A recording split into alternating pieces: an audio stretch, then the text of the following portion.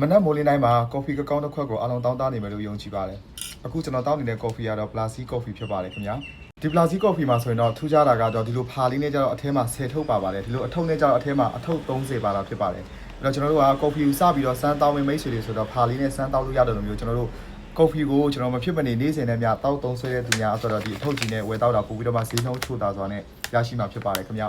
အဲ့တော့လူမျိုးဘာသာမျိုးသုံးလို့ရတဲ့ကော်ဖီဖြစ်တဲ့အတွက်ကြောင့်ယုံကြည်စိတ်ချစွာတောက်လို့ရတာဖြစ်ပါတယ်ကျွန်တော်တို့ကတော့မနက်တိုင်းမှာမရှိမဖြစ်ပဲဖြစ်ပါတယ်ခင်ဗျာဘာကြောင့်လဲဆိုတော့ခန္ဓာကိုယ်မှာမလိုအပ်တဲ့အဆီတွေကိုလည်းကြားစီနိုင်ပြီးတော့ကျန်းမာရေးလည်းကောင်းမွန်တဲ့ကော်ဖီဖြစ်တဲ့အတွက်ကြောင့်တခြားတော့အပြင်ကကော်ဖီတွေနဲ့မတူဘဲနဲ့မှတကယ်ကိုမှတဘာဝကျွန်တော်တို့ကော်ဖီစစ်ကိုတောက်သုံးဆွဲပြီးတော့မှတကယ်ကိုကျွန်တော်တို့ခန္ဓာကိုယ်တွင်းမှာကျွန်တော်တို့စီးကြိုသွေးကြိုရှိနေတဲ့သူတွေလည်းယုံကြည်စိတ်ချစွာတောက်သုံးဆွဲလို့ရတယ်ဘာကြောင့်လဲဆိုတော့တကြားတက်မပါတာဖြစ်တဲ့အတွက်ကြောင့်တော်တော်မှကောင်းပါတယ်ခင်ဗျာတော့ကကျွန်တော်တော့